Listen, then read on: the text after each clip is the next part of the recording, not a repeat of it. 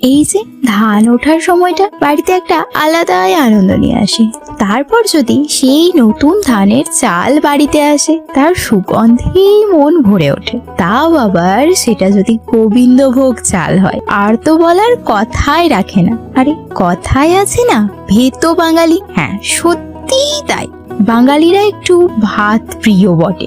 দেখো, বাইরে যতই ভালো ভালো খাবার খাও না কেন, বাড়ি ফিরে শান্তি কিন্তু সেম ভাতেই মেলে, কি বলো? তবে আমার আবার ওই যে ফেনা ভাত, আবার খিচুড়ি ভাত, এগুলো একটু বেশি টানে। যেমন ধরো, খিচুড়ির সঙ্গে সবজি বা চিকেন কিছু না হলেও চলবে, নর্মাল চাল ডাল আলু একত্রে বানালেই হবে। মানে এক কথায় আমায় খিচুড়ি লাভার বলতেই পারো।